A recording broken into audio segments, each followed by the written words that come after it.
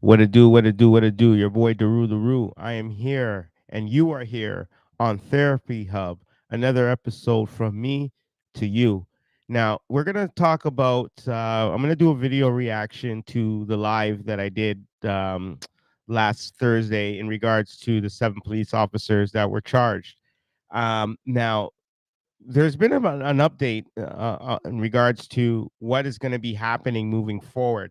But before I get into that, I just wanted to just kind of describe the situation for those who are now locking in or are now watching and didn't get a chance to watch my previous live. But there were 7 police officers charged in a OCI probe, which is an organized crime investigation. Okay. Now, there was an officer that kind of led the whole probe or the whole Toronto police scandal, and he goes by the name of Tim Barnhart. He was just recently denied his bail yesterday, I believe. Now he was one of the 7 officers charged, along with one retired officer. Okay, now I did talk about how I wanted to kind of dig into um, the fact that because there were some comments made about public trust and that how we still need to trust the police and that we still should be able to trust the police. However, I did notice that throughout even me bringing up stories and even just going through the social media and YouTube, and I'm noticing that these situations are happening way too much. Okay, now and I'm not talking about Canada. I'm talking about all over the world. But of course, we're dealing with our situations here in Canada. Of course, this is where we are. However, there are places in other parts of the world that are going through the exact same thing. Now, previously this year, there was another police constable that was arrested and charged, and he went by the name of Derek McCormick. Now, Derek McCormick had possession of stolen property, okay? And the possession of stolen property had, I think it was like, there was tons of property. He had IDs, passports, bank infos, and etc. Now, I think his arrest was led to the arrest of the other police officers who are we are now hearing about. Okay, I have an update that I want to get into from the policing governor, and he said a few things. His name is Ryan Teschner, I believe. I'm gonna find out. Actually, let me look in here. Look now. Let me see here. Yeah, so he's the Ontario Inspector General of Policing. His name is Ryan Teschner, and he announces that an external investigation into all 45 police forces in the province. So, what is going to happen here, guys? And this is what I said in my last live is that we have to hold everybody has to be held accountable, okay? And especially for the leaders, people that are leading and people that we are putting our trust to. They have to be held accountable for the response. They have to be responsible for the choices and the decisions that they make. Okay. Now, I said this before. I said there's no way that if we have 7 police officers and then now there was another 3 in Peel that have been, I think they're being investigated. I don't think they've been charged. They've been arrested, but they're currently being investigated. I have to kind of look into further into that as well. But there's been more and more police officers that are getting caught doing unlawful things and doing things that they shouldn't be doing as public servants. Okay. Now, the the video that I'm going to get into is very, very compelling, and it also falls along the lines on what I was talking about in my last episode. Is where if there's this amount of officers getting caught for these acts, they must be tons more. Okay, they must be a lot more. So, and they need to start looking into other places and other police forces and agencies that may have corruption. Okay, so we're gonna look into this video and we're gonna react to it after we watch it. So stay tuned here. All right. So what do we got? What we got? Oh, no, wrong one. All right, here it is here. All right, let's go. To Toronto, getting an update on the Toronto police corruption scandal involving several officers and calls for an investigation. Let's listen. Rebuilding public trust also requires more than words. It requires action. And that is why today I am announcing an independent, province-wide inspection into the ability of Ontario's police services and boards I to said prevent, actions speak louder than words. detect, respond to, and fortify their organizations against corruption and ensure integrity. Although this issue originated with the Toronto Police Service, we've since learned that other organizations may be impacted. And in any event, incidents like these understandably shake public trust in policing more broadly. It's important to acknowledge the real questions the public is asking and the potential effect these questions may have on their confidence in Ontario's policing system. This province-wide inspection will be conducted under the authority of Ontario's Community Safety and Policing Act, the province's policing legislation, and it will focus on 5 defined areas, with the ability to examine additional ones as the inspection unfolds. These areas are first, supervision and span of control, including how officers are supervised and how effective that supervision is. Strong supervision reinforces professional conduct and performance expectations, and it ensures that legal obligations under the Charter, human rights legislation, and other law is understood, applied, and proactively upheld to prevent breaches before they occur. Second, screening and vetting of officers, both at recruitment and on an ongoing basis as they move through their careers in an organization to determine whether police personnel meet and continue to meet the high standards we expect, as well as the prescribed qualifications and suitability requirements. The third issue, access to police databases and information systems, including clear permissions, controls, and safeguards. These are essential to protect sensitive information and prevent unauthorized access or misuse, and better identify potential misuse at the earliest possible opportunity. Fourth, evidence and property management, which are governed by regulatory requirements. Chiefs must have procedures in place, police boards must provide policy oversight, and this governance must be adhered to ensure the integrity of evidence handling throughout the system. And fifth, substance abuse and fitness for duty, ensuring that wellness supports are there for police service members who do the hard work on our behalf and often suffer the health consequences as a result of it, while also ensuring that those that put on their uniform are able to serve their shift properly and without risk to themselves or others. Given the scope of these issues and the importance of this inspection being conducted in a timely manner, I will appoint an external person as an inspector under the Act outside of government to lead this work, bringing the expertise, a singular focus, and rigorous methodology that this important work requires. Once appointed, this individual will have the same statutory authorities that I do as Inspector General to obtain any information relevant to this inspection. Importantly, this inspection also can and must be conducted in a way that does not compromise or interfere with the still ongoing criminal investigation or prosecutions resulting from charges laid. Those processes are also vital for accountability and public trust, and so we will ensure this inspection unfolds with those appropriate safeguards in place.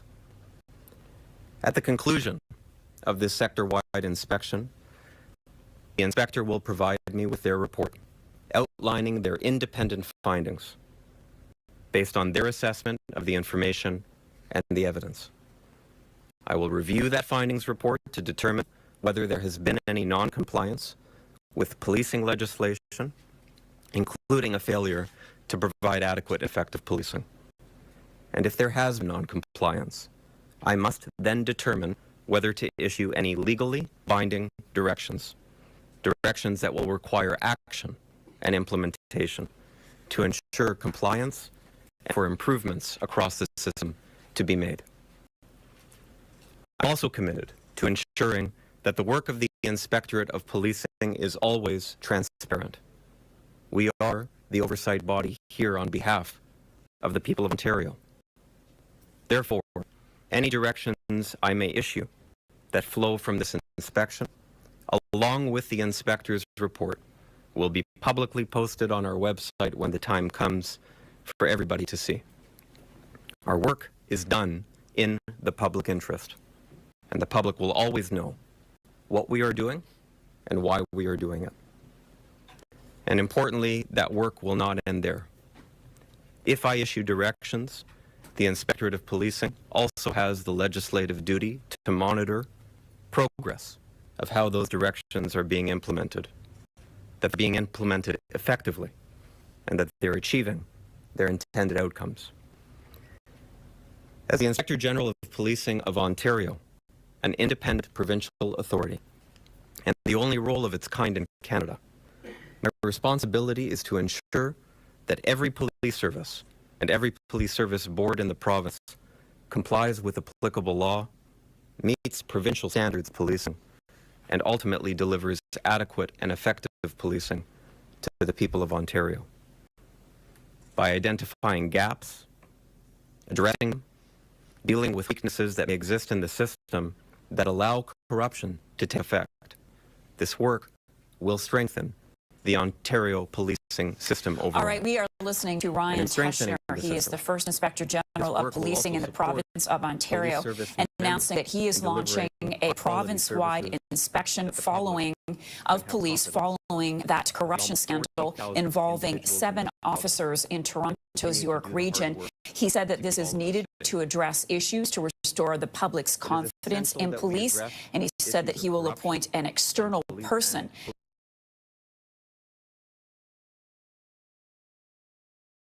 have it. They're serious. They're gonna, you know, they're aiming at looking at more investigations that are involving police corruption, and I think they're doing it also to protect themselves. To be quite honest, if you really want me to be honest, especially after what happened with the unit commander.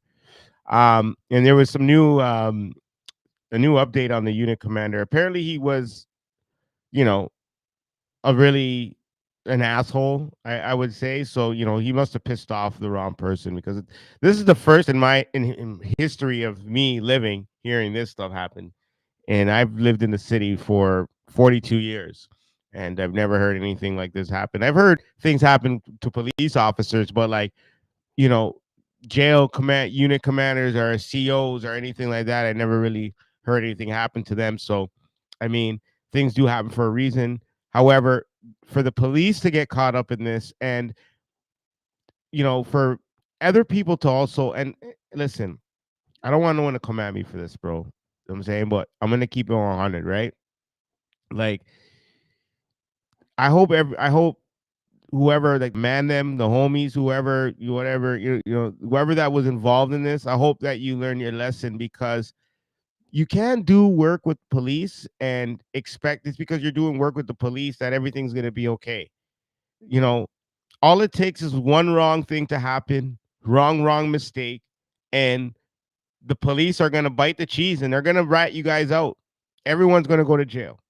There's no win. There's no loyalty in that. Once one of them goes down, they're all going down. As you see, quite frankly, Derek McCormick was the first actual police officer to get charged for all of this, right? He was the first police officer, and now there's after him there's the 11 more, including, you know, people that are, you know, in criminal organizations and you know, organized criminal organizations and that type of stuff. They're getting caught up in it too. So, you know, my message to everybody, if you're watching Therapy Hub, which I hope you do, because this is for everybody. is learn from this, and also know that there are certain things that you may get away with, and there are certain things that you can't get away with. And when you do, or if you don't, it opens up a whole bunch of can of worms for some other shit. So, and as you see now, like, there's going to be other police officers who may be corrupt in other parts of the province and in the country that may have some issues, or may stumble up on some charges coming up. So my advice to you crooked cops out there is get your shit together too, and do right policing. And I wanted to talk about this too because I feel police, they feel like the only job they have is to go and arrest people. Like, to arrest people and to press charges. That's not what policing is. Policing is community work, which means being involved in the community, respecting the community, because this is another thing that I really don't see a lot of police interaction, even with the police. Like, there'd be times where I'd be driving and there's a cop at the construction site, and I'll nod my head and they won't even look at me. They'll just turn the other way. Like, really? Like, you feel you're too good because you're a police officer that you can't even just nod your head and say hi? Like, I'm acknowledging that you're doing a service job. You're keeping people safe. You're keeping me safe while I'm driving. And I'm thanking you for it. And you just turn your head. Like, I had that happen a lot of times. If that has happened to you, put it in the comments.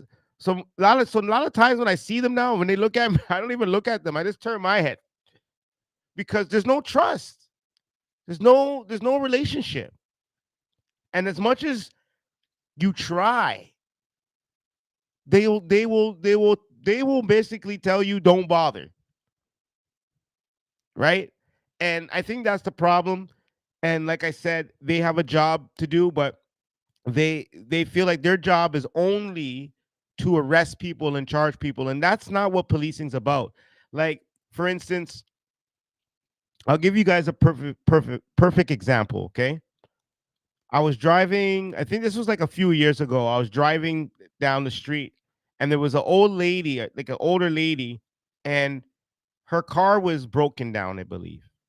I think it was a tire. And she was trying to change the tire, and then I seen a police officer pull in. So I said, you know what? I want to stop because I was going to help her, right? But when I seen the police officer pull in, I said, let me stop this. I want to see what this police officer is going to do. If he's going to ask her for her license, question her why you pulled over the side of the road, yada, yada, yada, or actually try to help her. And for about 5 minutes, he was talking to her. And then he got it. He went in his back seat, went in his trunk, took out some tools, and went down to her tire. It was her back rear, her left rear tire. And he started changing it for her. And you know what I did? I'll keep it real. I honked the horn. I said, yes, officer. I said, good work. I said, we need more officers like you. And he turned around and he said, thank you. And I just drove off. And it was like, that's what policing is, right? Walking the kids to school, doing things like that. Like, you don't see these things happening because they're just too busy doing other stuff. And I just feel like, for one, they're hiring the wrong police officers. They have the wrong type of units, the wrong police officers in the wrong areas. They have, like, take some time to hire some real community police officers that are going to do some real policing, walking down the street, asking people how they're doing, not harassing, just asking, how are you doing today? Is there anything I can help you with? You know, I see you struggling with your groceries. Can I take it to your car? Do you see them parked up at the grocery store, sitting there waiting to help old ladies with their groceries? No, you see civilian people doing that.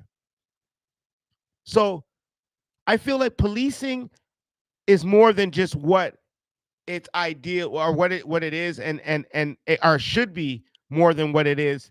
And I feel like it's like a big business, and all it is taxpayers' money, put people in jail, and get paid.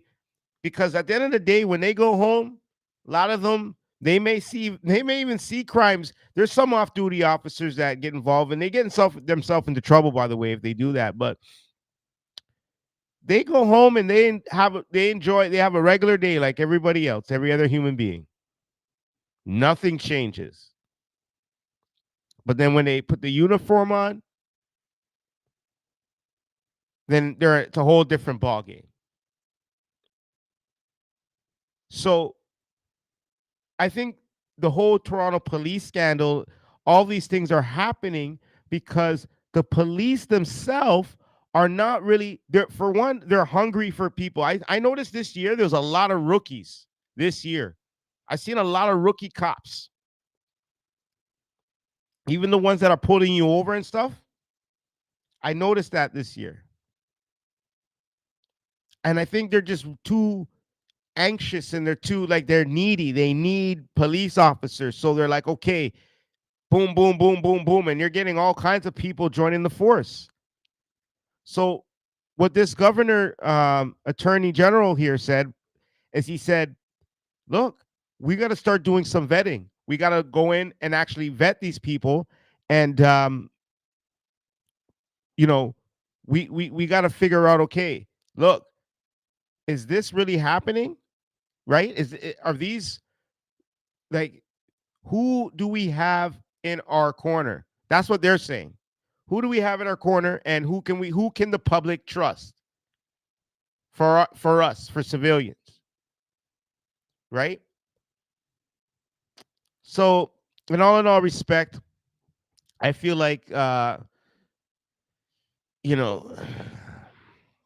a lot of work that has to be done with this. I do also feel like the police themselves have to understand that this is a job that you're going to be dealing with people. You're going to be dealing with you're going to be dealing with people, obviously, but you're going to be dealing with a lot of temptation, a lot of things that are going to try to lead you astray. But like any other normal person, you have to make that decision, like myself. And if I make decisions to do X, Y, and Z, they are potential consequences for those decisions, right? So there's always that I have to keep in mind. So what do? I make the right decisions because I know that the wrong decisions may place me here, and that's not where I want to be. So, in all due respect, my message to you police officers, if you're watching, because I know you are, and if you are watching, my suggestion to you, okay, is figure out if policing is something that you want to do. Is it something that you want to do, or do you want to be a normal person in society, or a normal civilian, or a criminal, or whatever it is? But policing is for the community. Policing's for the public. You become a public servant. You are now the product of the public, either if you like it or not. Somebody could tell you, I own you. They do. There's nothing you could say. Yes, sir. How can I help you? It's like you're a robot. That's why I would never become a police officer, ever, because like I'm a public servant, but I ain't a robot. I control what I want to say or do at some point in my life. However, I'm a public servant because I serve the public. I do a lot of things for the community. However, I just don't think I'd be a police officer because it's just there's a lot that you have to put up with, and it's not a job for everybody. It's not a job for Tom, Dick, and Harry. Okay, this is for sergeant commander. That's what this job is for. All right, and you got to be able to be like Terminator. You have to be untouched. You have to be you have to be a robot. You can't. You cannot be. You have to be mutant to a certain extent, even though you're a human being. All right. So that's my lesson to y'all. Now I want to get into this other. There's another. Let me stop sharing this piece here. There's another part. I think it's like a article on CBC that they did with the Peel police officers that were charged. I just want to read it very quickly to everybody. Actually, no, you know what? No, I'm going to get into the scene with Derek McCormick because we're trying to figure out, hey, how many police officers have been charged. So far, I think we're at a total of 7 plus 3, so that's 10, right? Then we have Derek McCormick, so that's 11. So we're at 11 now. So remember this, guys. So this Toronto police scandal, I'm going to be doing for the next couple of weeks, based on how much information I got or if I have any breaking news. But I want to get down to the write this down to the actual core of everything so we can figure out the root cause to this problem. And I think the root cause to the problem is the type of police officers that are being recruited now, because especially in the training, okay, and then of course you also got to look at not even the training, but you got to look at the guidance. You have to look at, because you got to remember some of these police officers are rookies. They're coming in. They're not coming in saying, "Hey, look, I do this," and no, there's people that are been in the service that have been doing this for many, many, many, many, many, many years, and they're coaching them on how to do it. So the real problem, and I noticed a lot of the officers that were charged were constables, not detectives, right? So the detectives, because detectives, I would feel would be a little bit easier to be a crooked cop than a constable.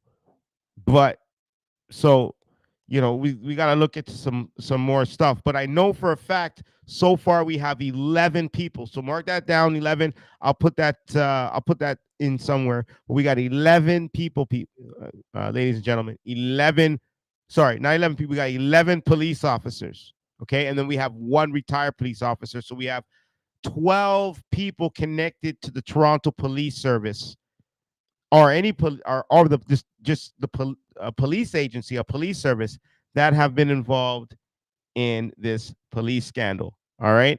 Now I want to find the Derek McCormick thing on my thing. So let me see something here. See if this will work.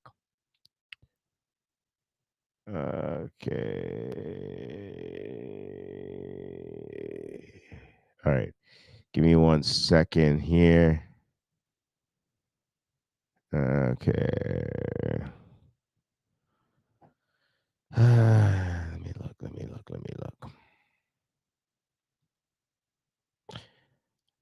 What the reason why I want to get into this is because this was before even this happened.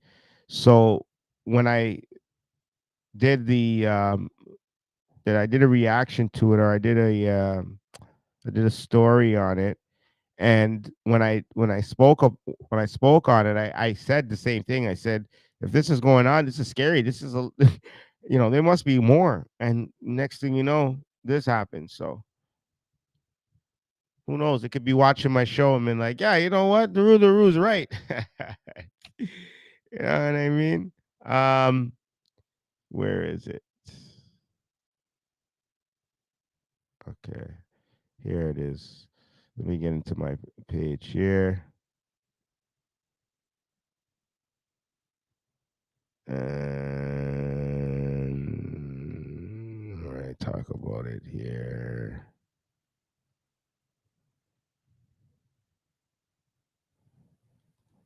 I don't know.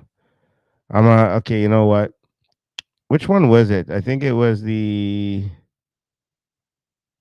Toronto police officer charged. Where is it? I have it here. Where the hell's my video? Oh, here. Wait, no. Uh, ay, ay, ay. All right, ladies and gentlemen, I don't think I can find it. If I can find it, it's okay. Wait, I think here it is. Is this it? Nope. Nope. Yeah, here it is. Okay, so let me share this. I'm gonna share it with you guys now. Sorry for the blank screen, y'all. But I want to share you my screen.